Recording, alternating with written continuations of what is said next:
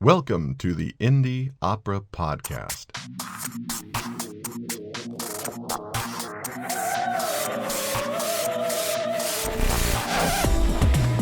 We are finally releasing this episode, which was recorded in the spring of 2020 that got derailed during the start of the pandemic, and features all the composer librettist teams to receive the 2020 Opera America Discovery Grants, which support composers who identify as women in the development of new operatic works and the advancement of their careers in the opera industry.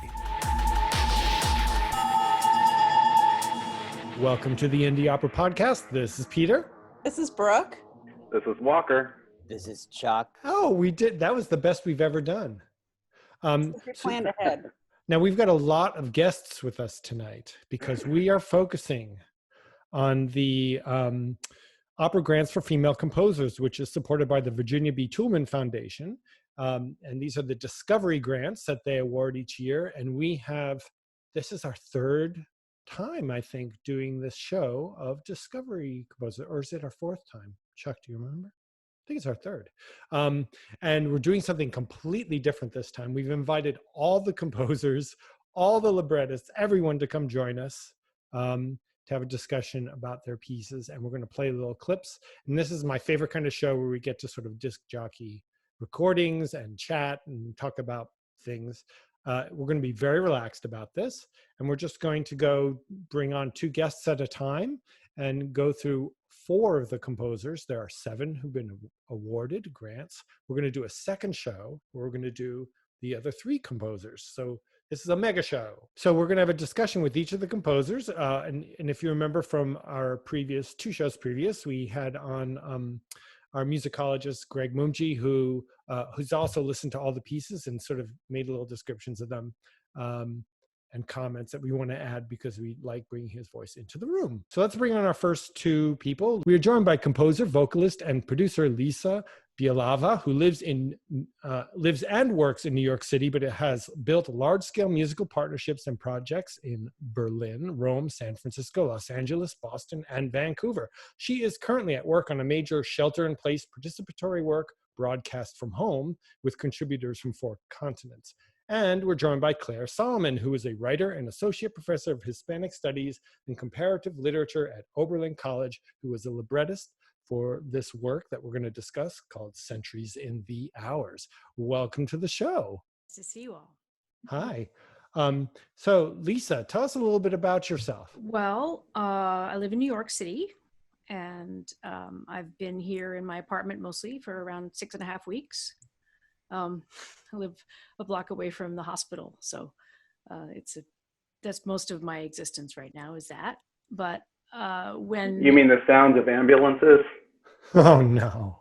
yeah, Oh, Walker, that's dark, but true. No, I thought that's what she meant. You mean is it overwhelming to be near the it is hospital? overwhelming. Yeah, Yeah. it's overwhelming in a variety of ways. Yeah. So, but when we are living our other lives, I divide my time between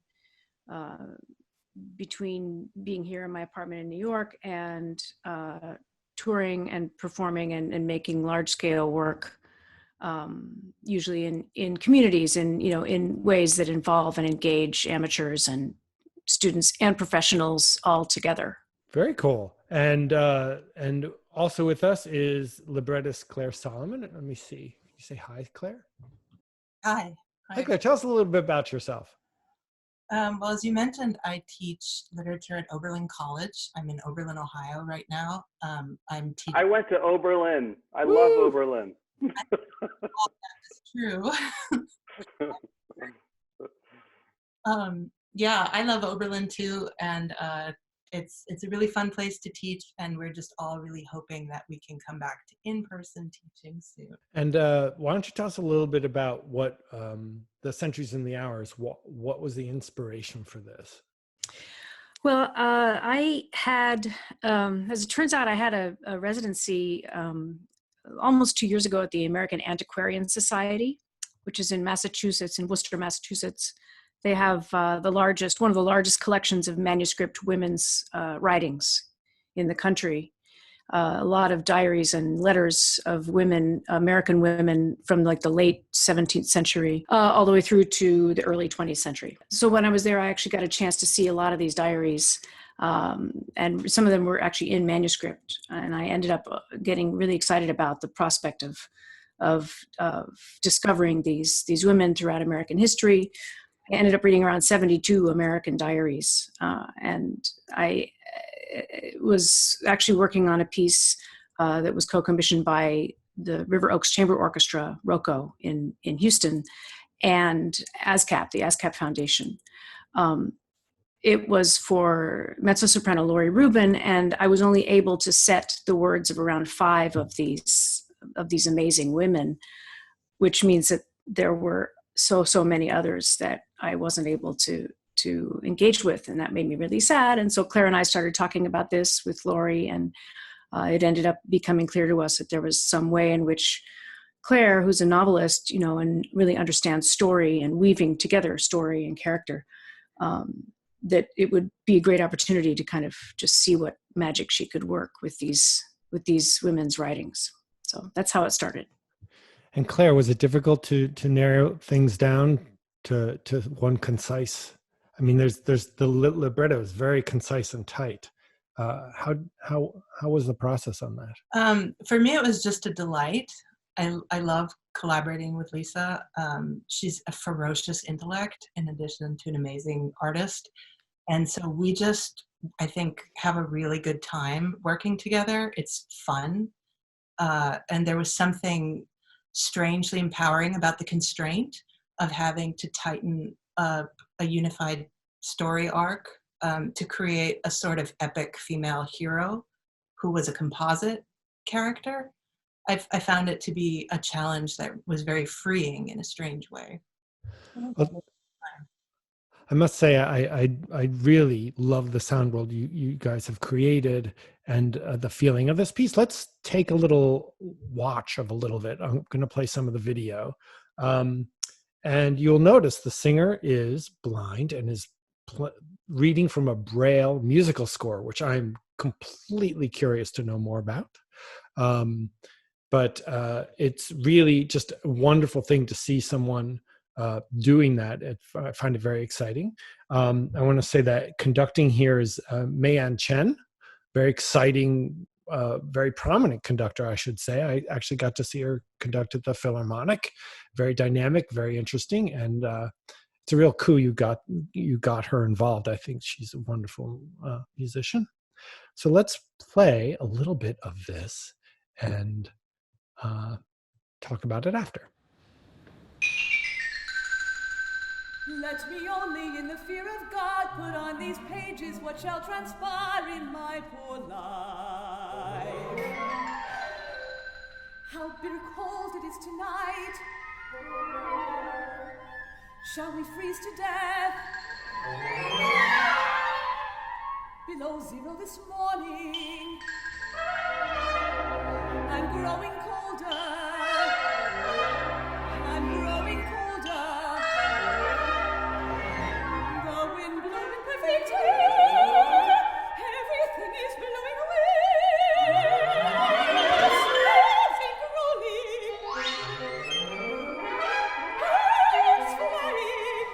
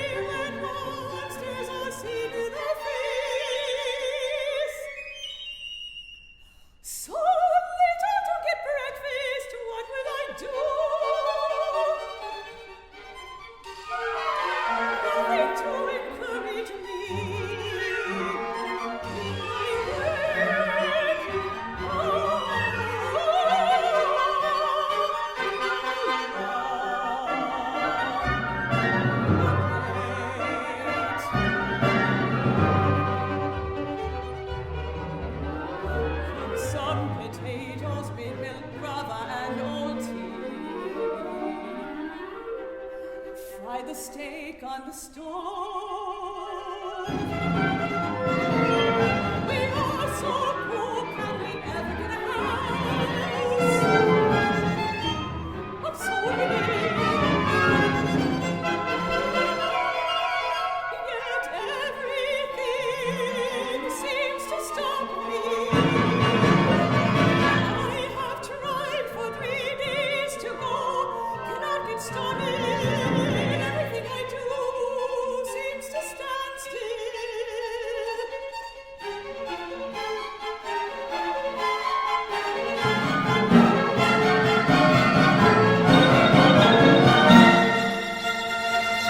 Oh my God, that was great.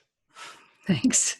That was so wonderful. And I mean, it's not my first time watching it, but it gives me chills, the sound world you've created. And I think that Lori is just fantastic. No. What a great voice. Lori's tremendous talent. She's a tremendous talent.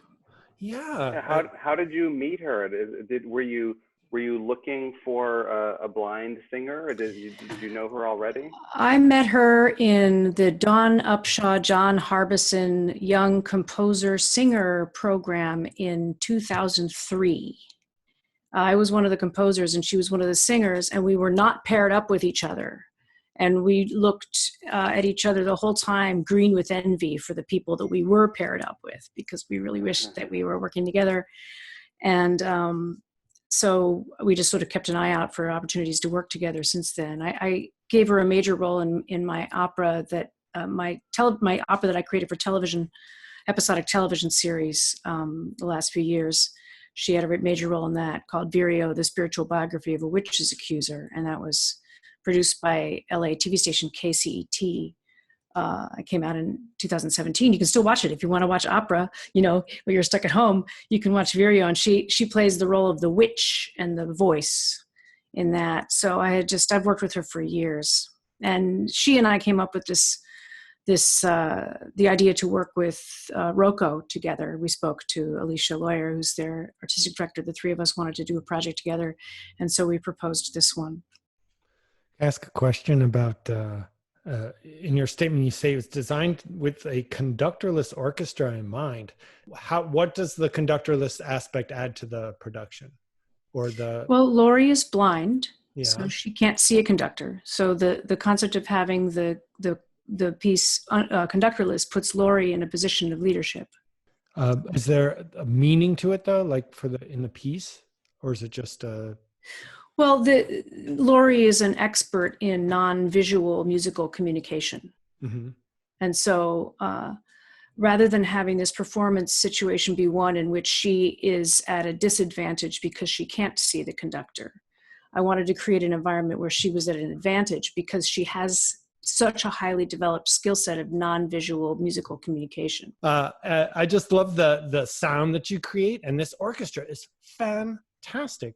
Yeah, they're terrific. Yeah, now let's give them a little credit here. It's the River Oaks Chamber Orchestra. Rocco.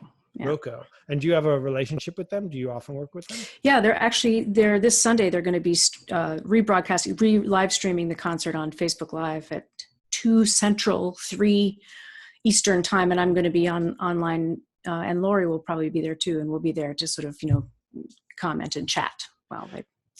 And how did you meet Claire? How did this come together between the two? Claire and I met through Jennifer Coe, violinist that I've worked with a lot. And I think I know Jennifer. Yeah, so Jenny, I was working on, I just took a walk with Jenny this morning. She lives in my neighborhood.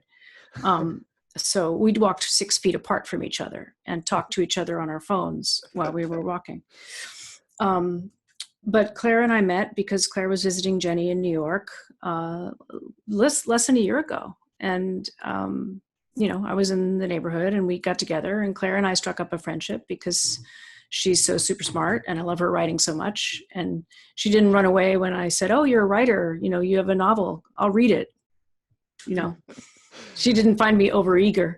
So and Claire, is this your first libret, like something to be sung? I know you're a novelist. Is this the first time you've done something dramatic, or how's?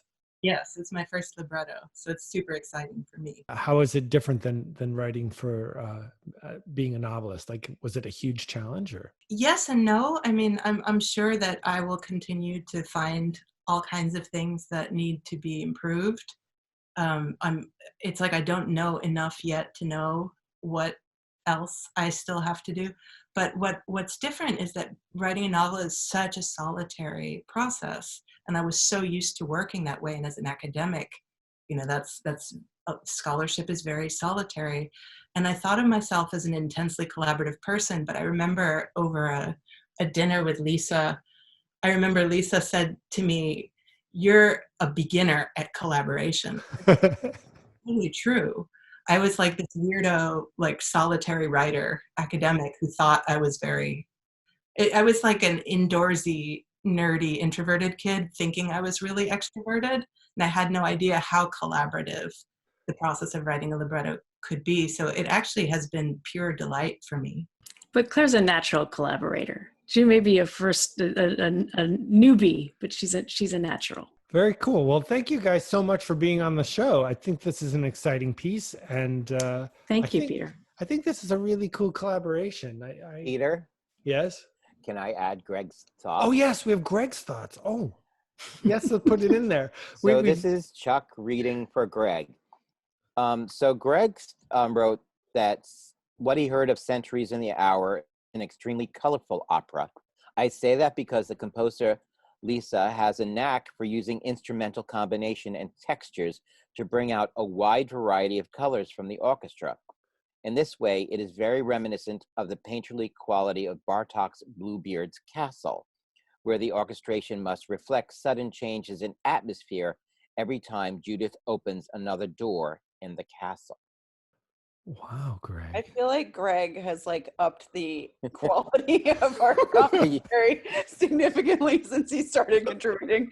We're like, yeah, we like it. And he has all these great references, and we're like, yeah. I just had one more question. Claire, Yeah. Claire, would you consider yourself an opera fan, or is this sort of your first interaction with opera? I mean, it's certainly my first interaction on the creative side of opera. I'm certainly a fan of new music, and I'm a fan of opera, you know, from the audience side. Absolutely. Claire's being modest. She's actually a trained classical pianist, so she's very musically literate as well. So well, thank you guys so much for being on the show. Thank you, Thank you for Peter. sharing Thanks, this, and congratulations on you. winning this grant. Thank you so much. And I hope it takes you on to apply for another one of the great grants that's at Opera America. So it can move. Okay. Do it. All right. Thank you so much. Since recording this episode, Lisa Bielava's Centuries in the Hours was presented as a from-home work-in-progress performance, presented by Kaufman Music Center, May 27th, 2021. The work culminated in Bialava's 2021 KMC Artist-in-Residence appointment. Lisa is collaborating with Claire Solomon again on the opera, La Balloniste, which is based on the life of Madame Elizabeth Thibault, the first woman to journey in a balloon. And Claire Solomon has continued her work as an associate professor of Hispanic Studies and Comparative Literature at Oberlin College. She is currently at work on a novel about higher education, and is collaborating with composer Lisa Bielawa on their second opera, La Balloniste. So now we're joined by Johanny Novarro, who is a Puerto Rican female composer whose music has performed in the US and internationally, and Jose Felix Gomez, who is an actor, stage director, and writer, retired drama professor, University of Puerto Rico, and former member of Teatro del Sistema, Inc. Welcome to the show. Really excited to be here. I really love the work, the sample that you sent us. Tell us a little bit about the work that you won this grant for. So yeah, that opera is Frenesí. That was actually the first collaboration that I did with Jose Felix. So right now I'm composing. I'm still finishing the opera that I won the grant for a reading, so we can hear the opera for the first time. So I'm still working on that. But the example that I sent, the excerpt, is Frenesí. It's a story based on the few chapters of Don Quixote de la Mancha from Miguel de Cervantes. So that was my first project, like writing an opera. So that's basically the first collaboration with Jose Felix. So Jose, Yep. tell us a little bit about yourself. So whose idea was it to first let's talk about Ferenesi. Was this your idea, Johanny, or Jose? All the ideas are from Johanny. She gives me the idea, then from that I move from that point on.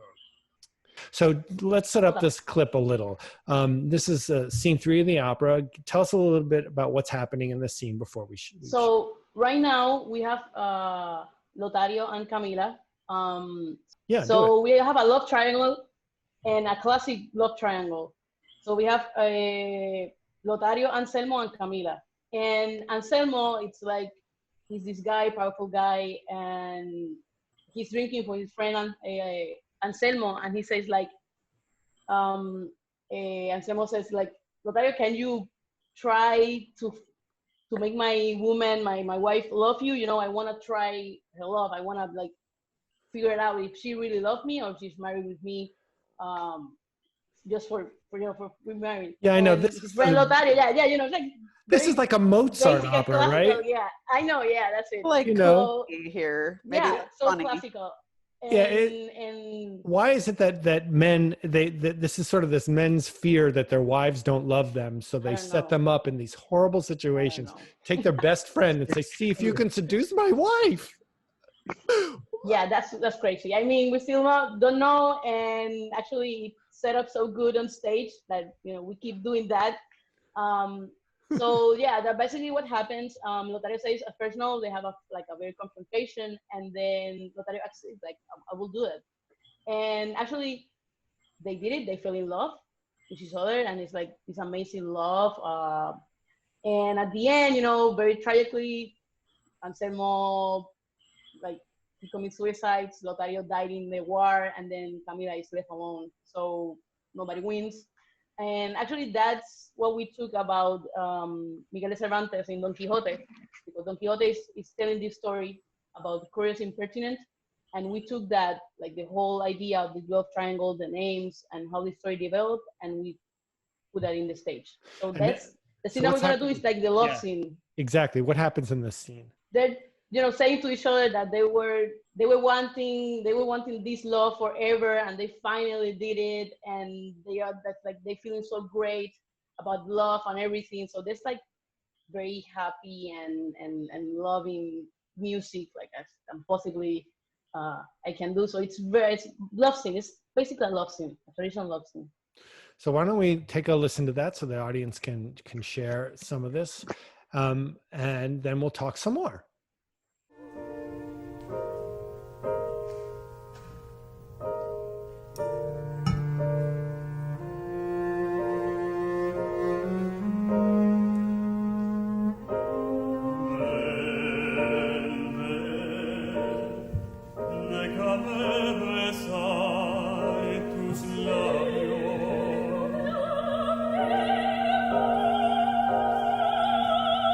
Oh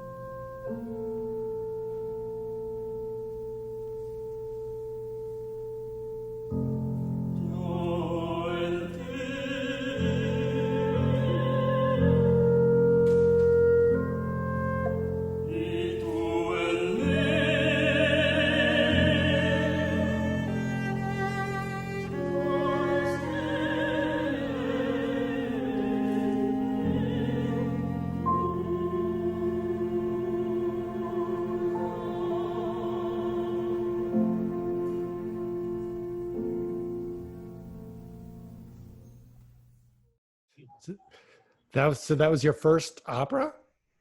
Yeah. Yeah. So what was it like working with Jose? It's amazing, you know.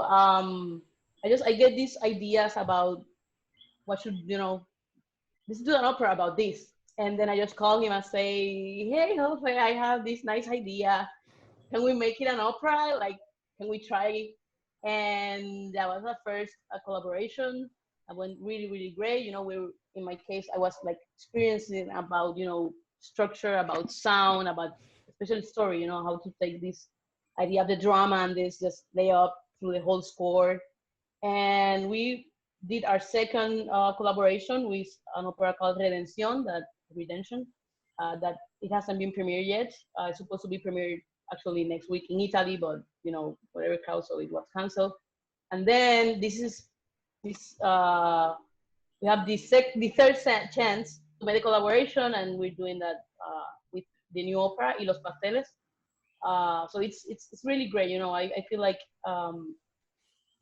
the collaboration process is very easygoing. You know, I just have this idea, I call him, and we continue to talk about things that we can do, that we can't do, and he's very open to stuff. Like when I say I can't have this word, I can this section. Can we move this a little bit, and can we work around this idea? And it's very, very. I love working with Jose. I know, I love it. Yes. Jose, tell us a little bit about yourself. So you've written theater pieces as well as opera. Tell us a little bit about your experience writing these works. Writing this, Frenesí basically is a story by Miguel Cervantes. So we just took the structure, the plot, and the characters, and then we sort of filled in the scenes that Johanny and I wanted in a way. And then the tough part of working with Frenesí was, you know, keeping sort of the verse, the poetic image, the rhythm of the Renaissance literature in Spain. Anyway, but Los Pasteles, which is the beef pie, it's a typical dish we eat in Christmas, and if there's no beef pie, there's no party. You cannot have a party without that. It's like a comic, it's like a buffa opera. It's different, it's very light, and we are trying to integrate our traditions, our cuisine, and also the sort of the conflict between the new generation and my generation. Lola, see, that's my name. Lola. No. It's fun. She's very open, and I was a professor for 36 years, and I keep telling her, no, back to the structure. Okay, what does she want? Does she achieve it? No, well, we have to do something with that. And then she composes, and then it's fantastic when I listen to the music, because then I get her feeling of what I write, and the way she turns it into sound and music, and it's been for me great. It's something that I've never done as I call myself not an actor. I call myself like a theater person. Right, and you know, we should feed in Greg's comments too. What did Greg have to say? Sure. So he said, listening to Johanny Novarro's and Jose Felix Gomez's opera Frenesí, there's something about the way she writes for the voice that reminds me of Puccini. Yes. Perhaps something it is in the melodic contour of the opening aria and the way it interacts with the orchestra. Additionally, judging from the very somber yet emotionally charged use of the orchestra in the opening, you can see that she has a great sense of how to write for the theater, which in itself is very much like Puccini. And I myself found the orchestration stunning and also very Puccini-esque, that there was a real play between the voices and the orchestra, and the orchestra was underpinning silent moments, what emotionally was happening, that then was brought back into the voice. Totally agree. The first thing I thought was, first of all, the story is like a Puccini opera. The first thing I thought when I read it, but yeah, it has that sort of dramatic, romantic sound. Now let's talk about the upcoming project. What is it called again? Y los Pasteles. And tell us a little bit about, is that the same kind of a romantic story or? No, actually it's very, very different opera. So as Jose Felix explained, we have these pasteles, very traditional Right. in our Christmas traditions. So we go out in a party, in a fiesta, we go and there's pork roast. We have arroz con gandules, that rice with pigeon's peas, and we have like potato salad, and we have los pasteles. That is like a it's very it's like a tamal, when the tamales from Mexico. So it's kind of closer to that in the description.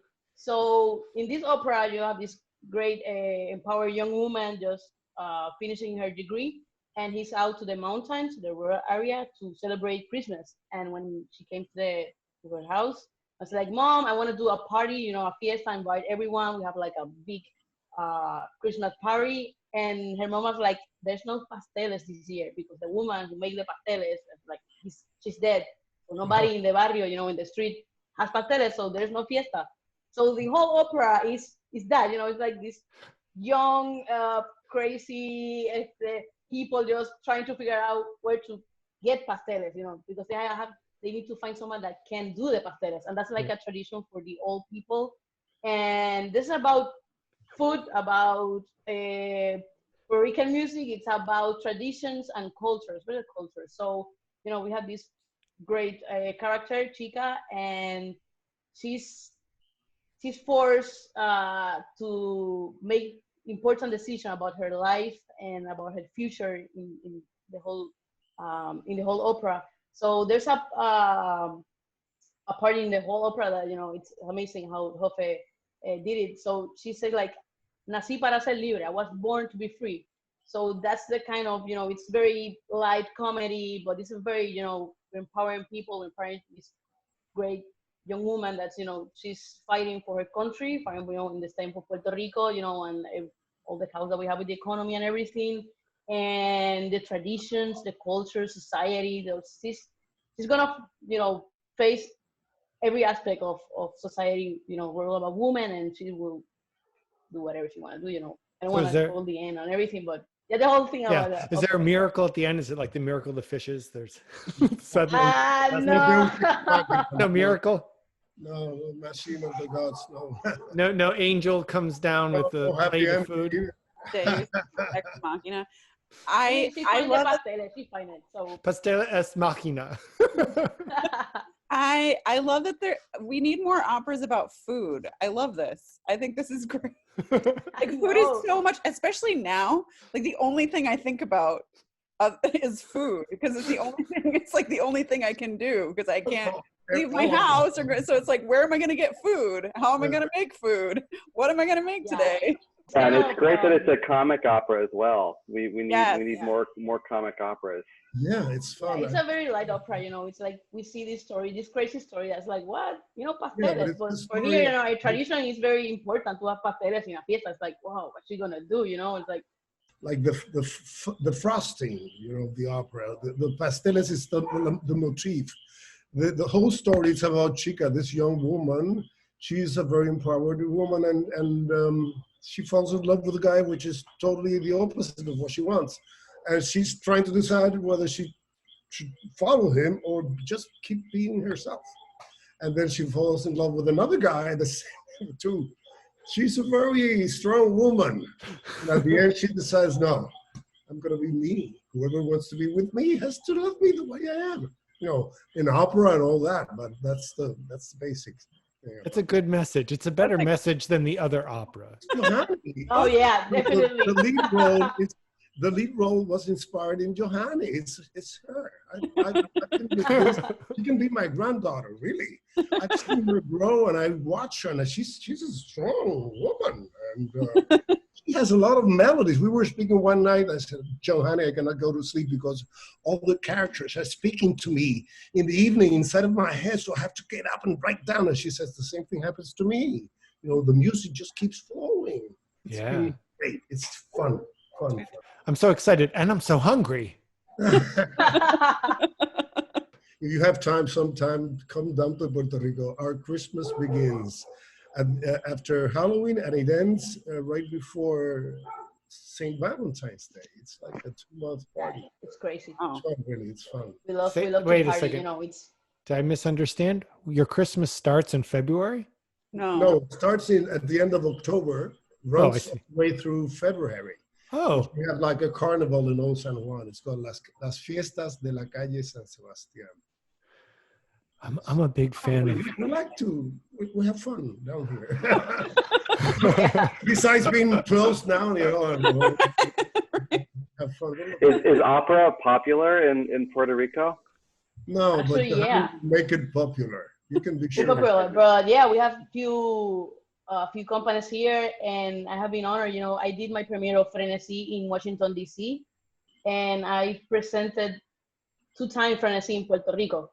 So it's like, we're trying to make new opera, also like doing new opera. But there are a few companies that, once a year, like every year, they try to make like a big production and everything. But everything with the cost and, the fiscal situation of Puerto Rico is very complicated. But I've been, honored to have the opportunity. And I think this opera is going to be, a blast because it's thematic. Everyone can go to the theater and see something very different. Opera, you expect like a love triangle, and you expect something like Frenesí, and then it's like, no, we're talking about pasteles and a fiesta and a lot of people drinking and having fun on stage. Like, it's very different. So we are hoping that that can expand the masses, of opera in terms of Puerto Rico, and the opportunity to present opera in Puerto Rico. That's great. Very cool. Well, thank you guys so much for joining us. This has really been a treat. Thanks for having us. And thank you for joining us from Puerto Rico. Yeah. Incredible. Miracles of technology. Yes. And thank you, Lola, for joining in as well in the background. Friends. Thanks. Since recording, Johanny Novarro has been resident artist at ALT and was featured in an Opera America Meet the Composer video on April 12, 2021. She received a scholarship to the Puccini International Opera Composition course held in Lucca, Italy. The opera Y los Pasteles is scheduled for performances in July 2022 at Fine Arts Center Luis A. Ferrer René Marquez Theater Hall, San Juan, Puerto Rico. Johanny's music was also featured during the Backstage Brunch 2022, Empowering Women in Opera on April 9th. And librettist Jose Felix Gomez has been acting in new films, including Picando Alante and El Quinceañero de mi Abuela. And now we're joined by composer Milica Paranosic, who is the artistic founder and executive director of the Paracademia Center, Inc., a nonprofit for music and multimedia supporting immigrant women, and Cheri Magid, who is the librettist and co-creator of Penelope and the Geese, and an assistant arts professor of dramatic writing at NYU Tisch. So welcome to the show. Thank you. Thank you. Thanks for having us. Tell us a little bit about Penelope and the Geese. Penelope and the Geese is a first collaboration for Cheri and I. It is my 4th attempt to write an opera. The previous 3, the previous 3 all started wonderfully, and then something happened in each one of the instances. So this one is not going that way. It's going really well, and we have started working on it 2.5 years ago about. And that was when we were both part of an amazing workshop and residency with a new dramatist called Composers and Librettists. And we were paired, it was a larger group. It was 5 composers, 5 librettists, and 5 singers. And then everybody had to create with everybody. And Cheri and I were matched at one point, and we were given a bunch of things to address. We were given an assignment. And then Penelope came out of that. The assignment was to take a story that everybody knows, but tell it in a different way. So we were sitting in the room talking about it, and Cheri was like, hey, I have an idea. Cheri, go. Well, the new translation, Emily Wilson's translation of the Odyssey had just come out. And so I had been thinking about the parody, the lack of parody between Odysseus. Like what someone said to me, that the Odyssey is a great love story because Odysseus, all he wants to do is come home. And I'm like, how could it be a love story? He's basically having sex with anything that isn't nailed down while she's like weaving and unweaving and waiting, and like, how is that a love story? And so I've also often thought about, you know, people whose husbands are soldiers and disappear, and like, what are they supposed to do? Just stop their life. So we had like 36 hours to write a song, and so I said, okay, I've always been annoyed at this disparity. What if Penelope has actually had all these lovers, and instead of the funeral shroud that she's been weaving and unweaving, she's actually been creating this blanket made from locks of hairs of all her lovers. And Odysseus comes home from the war, and he falls asleep under this blanket, and Penelope cuts off a lock of his hair and wonders, where should she weave this hair into this tapestry? So the first song we wrote was just like a list of all of her lovers and what they had given. Not all of them. Not all of them, but there were a lot of lovers. Several. There were a lot of lovers, because it was a 7.5-minute song. 7.5 minutes worth of lovers. But when we presented it, everybody was like, that's an opera. You need to expand it. So that was the jumping off point. So tell us a little bit about the clip we're about to hear. That section shows a little bit of an episode of one of the lovers that she had. So basically the way that it goes, it has a lot of the lovers and the encounters, explanations, and the descriptions of, you know, what she learned and what all the lovers have how they changed and influenced her life. And then there are different intersection and interjection of other female characters in the opera who are goddesses, friends, demigoddesses, explainers, slaves, and basically they have a modular role, and they play a lot of other people in the story. So you are seeing one of the lovers or part of one of the lovers episodes, and then a song by 12 slaves.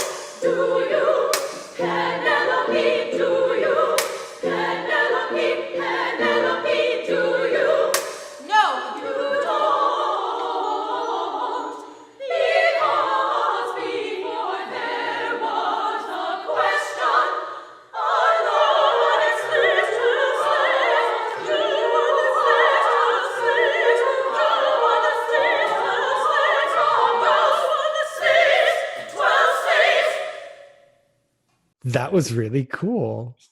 Thank you. Yeah, fantastic. It's also, I like the fact that it's very compact. Is that the full orchestration, right? So yes and no. It's not full and it's a little inaccurate, but it's also the size is the same. So you see the keyboard player triggering harp samples. That's going to be an actual harp. So there's not going to be any piano, and then the flute is there, and it was there, and it will be there, and then there was a cellist. So that's the core instrumentation, but it's also, each instrumentalist also will play an old version of the instrument of that kind. So there is a lyre, there is a Greek lyre that the harpist will play occasionally. There is Greek aulos, they will be alternating with the flute, and then there is a Serbian gusle, which the cellist is going to play as well. And gusle is like, the other two people might be more familiar with, but gusle is a Serbian instrument that is made and it was used for accompanying epic poetry back in the day, in the 16th century and before, in Balkan countries. And I have an instrument and it's my favorite. I've been like loving it all my life, but I'm happy to put it to use for larger community. And it's not very common, like people don't really make them anymore except selected families. Now it's coming back a little bit, but the interesting fact about that instrument is that it's not supposed to be played by women. Oh. It's just for guys, for dudes to play and tell stories about heroes while women make bread, I think, or something. I guess cookies after dinner. So we're just putting it back on stage and giving it into hands of women. And I've played it to help our cellist at that time, and I'm still fine. Nothing happened to me. So is Odysseus actually in this, or is it all women? He's under the blanket. He's asleep. So he never actually sings. He's going to wake up at the end of the opera to just hear Penelope's last final statement in the opera, which is, I have something to tell you, but he doesn't get to speak. So we don't get to witness the dramatic scene. He's exhausted. He's been traveling. He's been having a lot of sex and a lot of fights. And then he came home, had dinner, had sex again. He's going to pass out. Melissa keeps joking. Melissa keeps joking that if we have a low budget, we just substitute a sack of flour for Odysseus and put him under the blanket. We don't need an actor. But if we have a big budget, we're gonna get like Brad Pitt or somebody really famous, and who doesn't get to speak. Exactly, he's still under the blanket. Well, it's a great idea to use the old versions of the instruments. I think that's I've never heard of that before. That's really interesting. Thank you.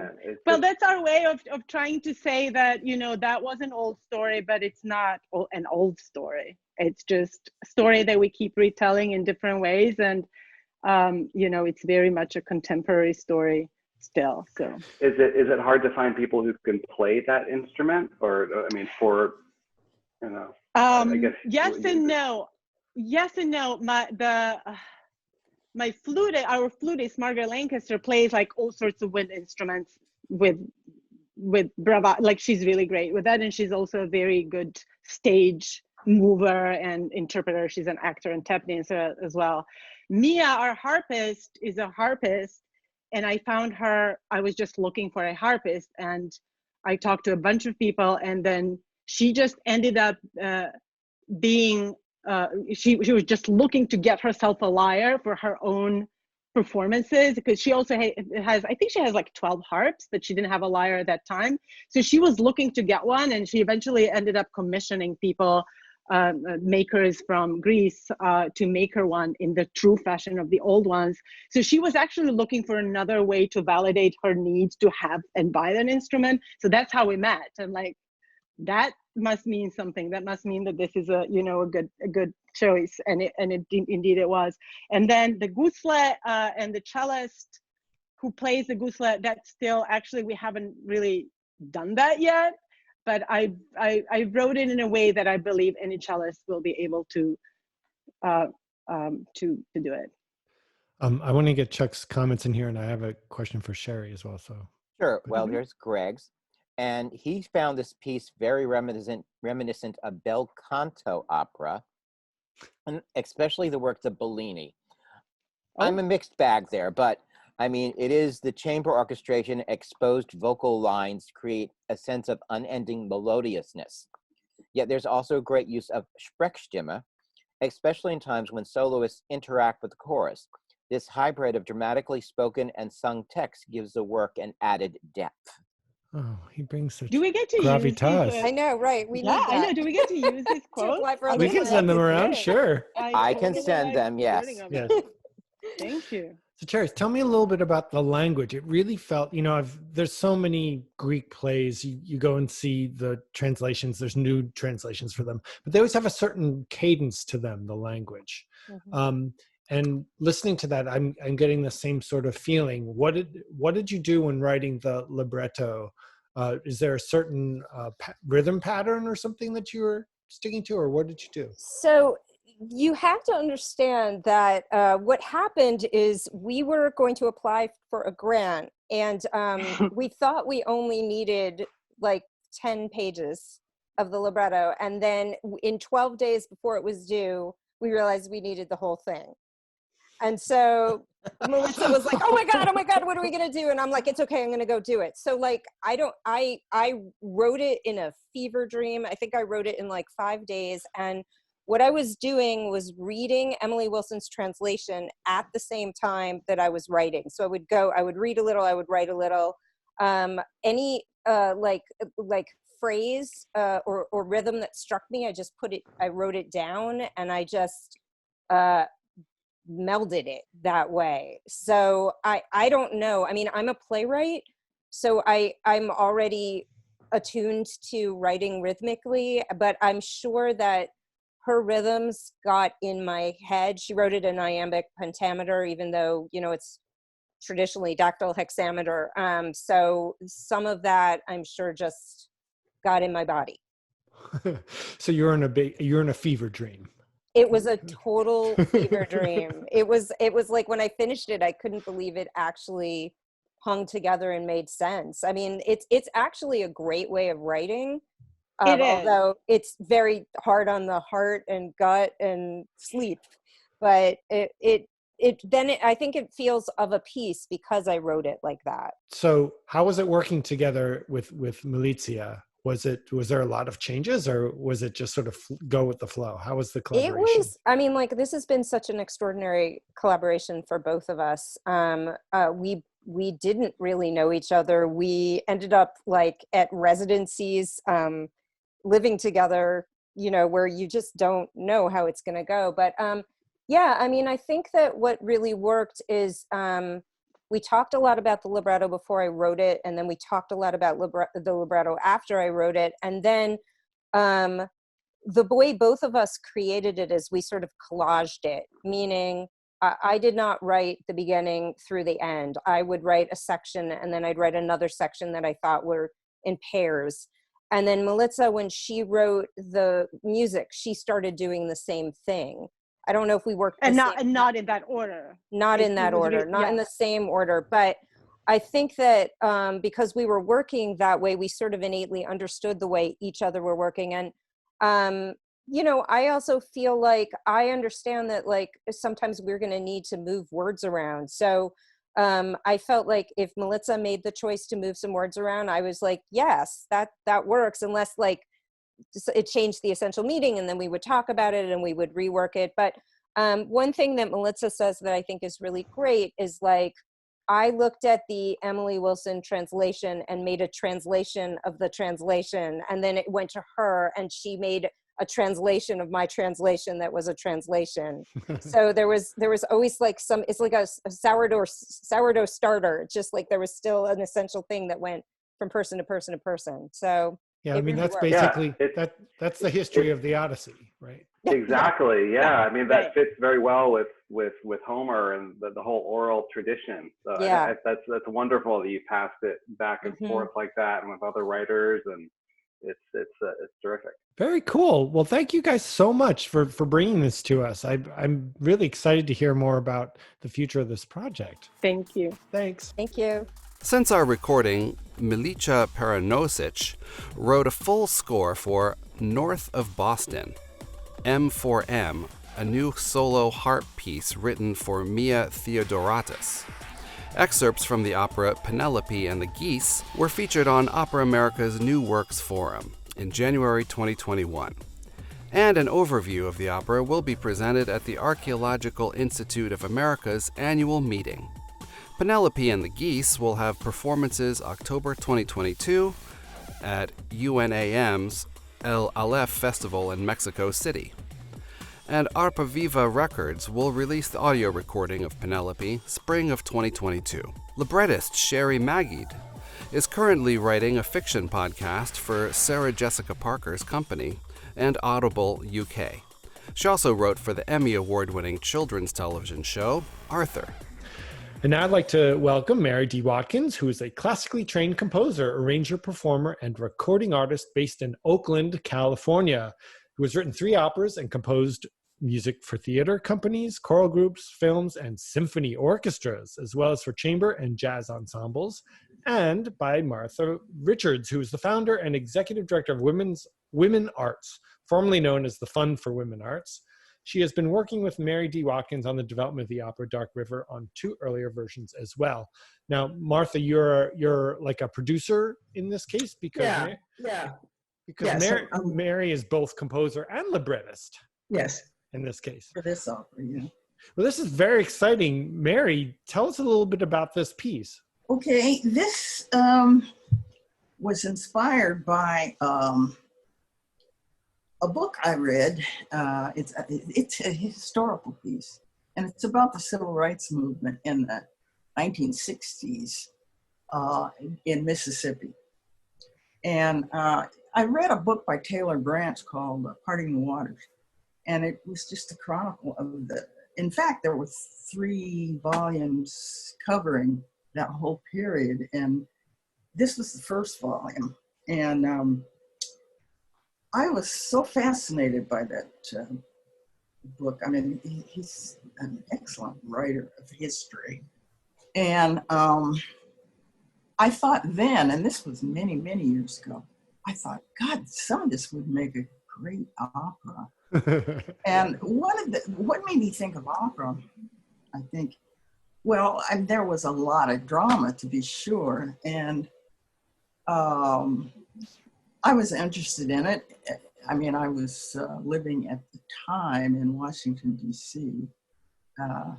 And the spirituality of the movement and the heroism of the people involved in that movement. And so, I don't know if I'm getting off track, but it was that book that inspired the idea of an opera. And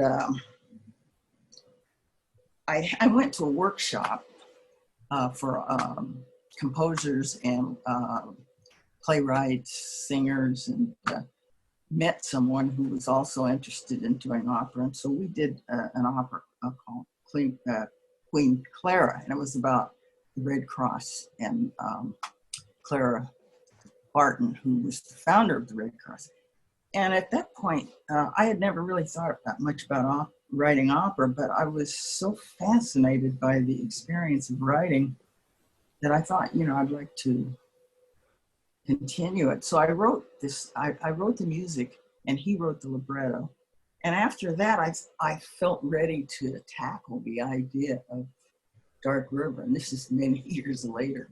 Right. And so you're your own librettist, which I always think is a dangerous idea. I thought it was too. Yeah. I always think that the idea of having the composer be the librettist is you're not bouncing ideas off of an opposition.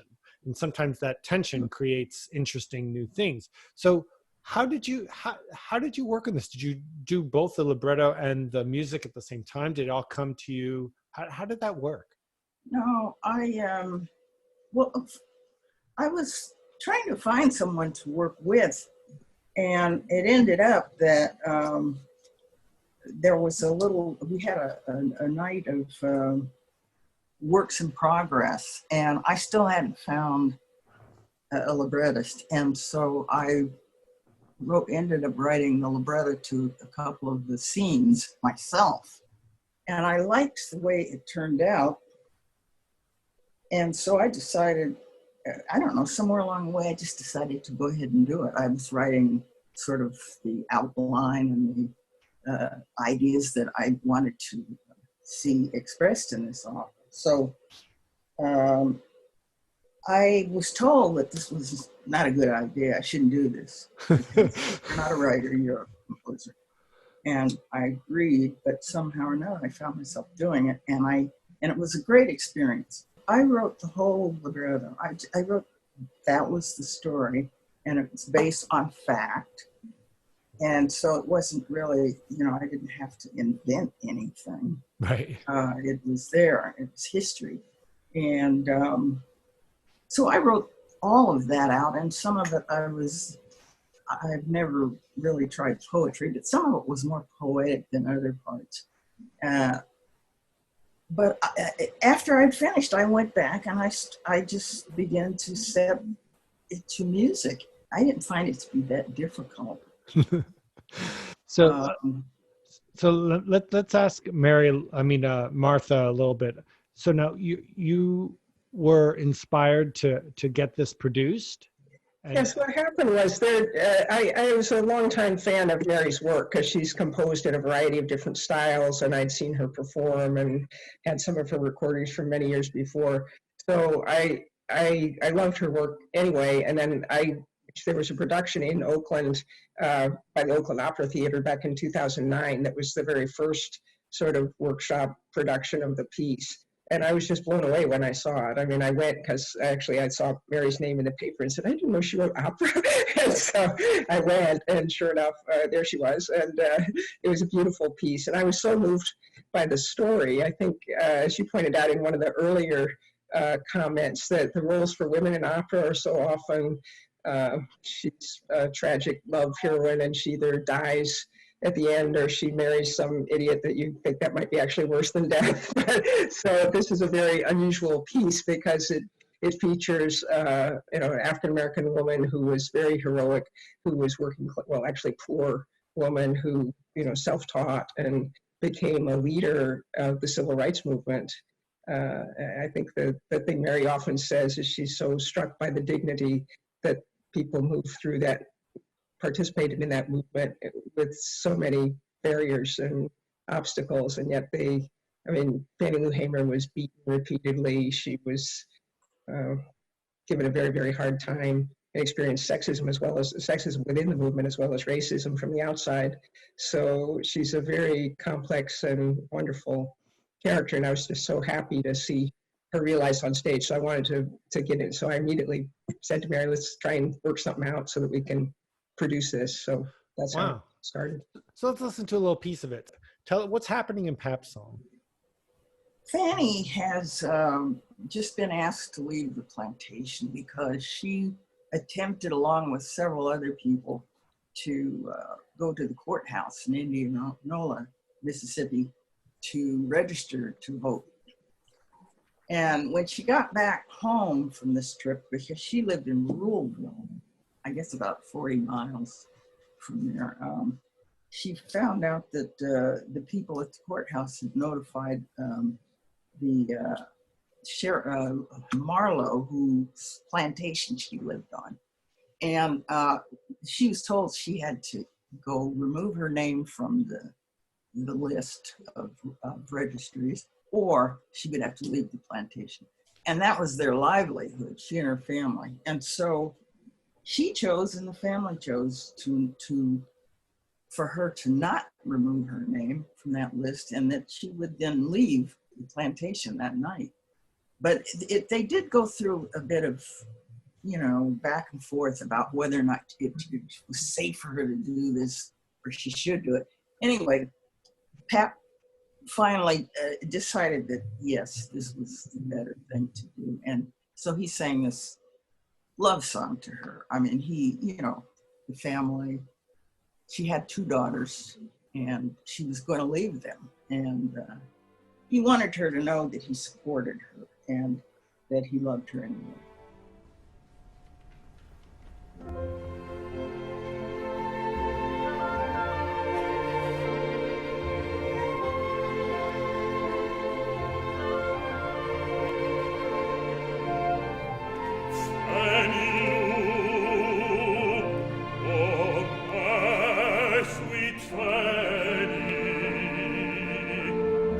I guess this is why I love you.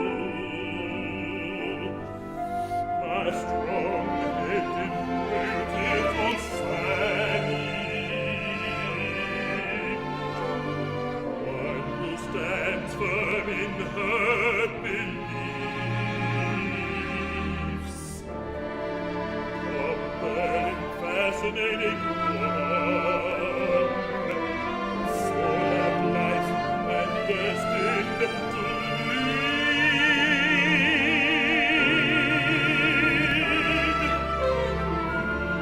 Fanny Lou, oh my sweet woman, you are a soul of kindness,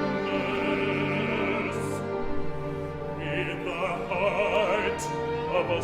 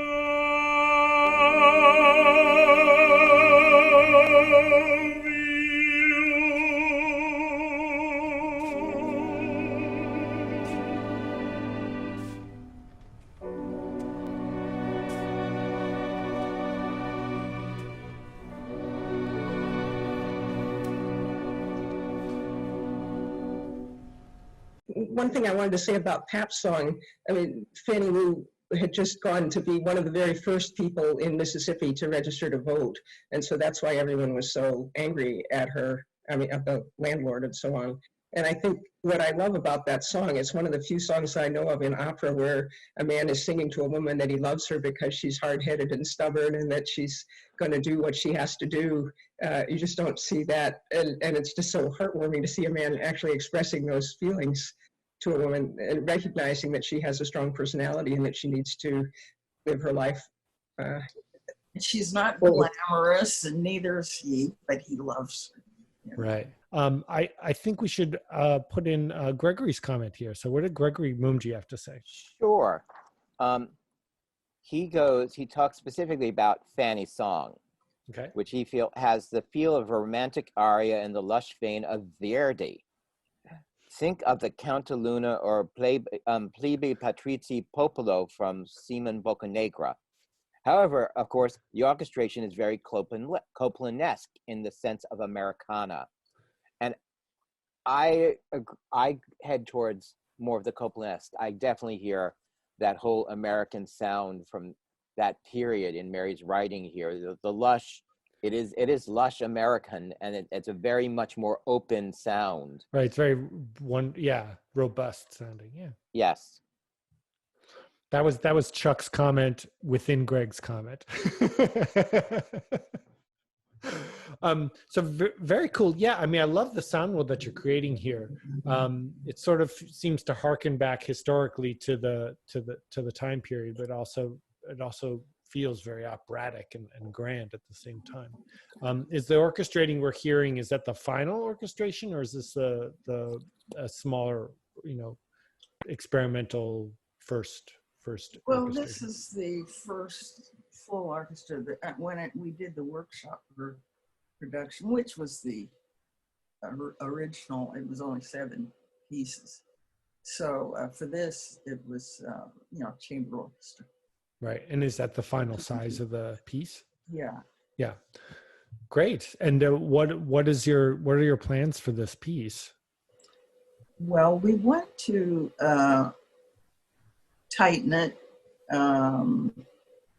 probably, do a little tweaking here and there, shorten it because it's an hour and a half now. Cut it a little bit. Yeah. We can cut a little bit of it, and we want to be able to produce it.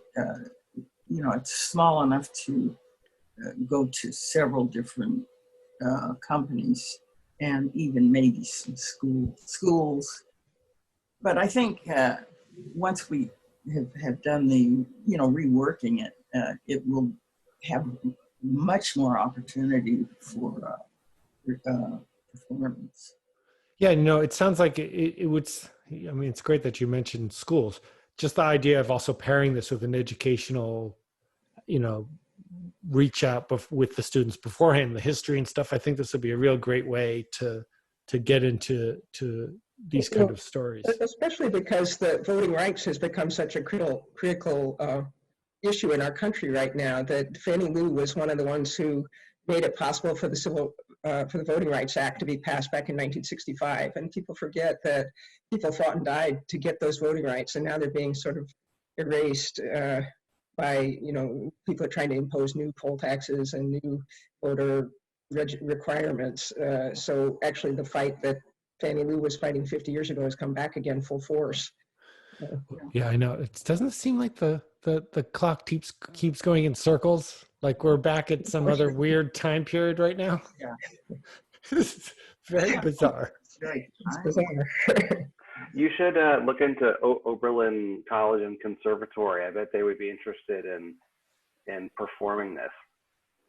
They have a really strong civil rights history, and they're interested in new opera about those issues and that period, and so you should look into that. Thank you. Yeah, definitely. Thank you. Thank you so much for being on our show. This was such a delight. Since our recording, Mary D. Watkins was featured in an Opera America Meet the Composer video on February 24th, 2021. Whitesnake Projects commissioned Mary to compose one of the scenes for their 70-minute opera, Death by Life, that explored the impact of life imprisonment on specific inmates and their family members. It was presented online in May 2021. Emmett Till, the opera, was presented in March 2022 at John Jay College, Gerald W. Lynch Theater. And Martha Richards continues her works as president of Women Arts, co-founder of Swan Day / Support Women Artists Now Day, a new international holiday to raise the visibility of women artists. There were over 2,000 Swan events in 36 countries from 2008 to 2020. Most events for 2020 and 2021 were presented online. For March 2022, most events were presented live. And I want to thank all the composers and librettists. Thank you so much for sharing your COVID evening with us. And we'll see everyone next time. Thank you. Thank you. Congratulations on your awards. Yeah, congratulations. Thank you. Thank you.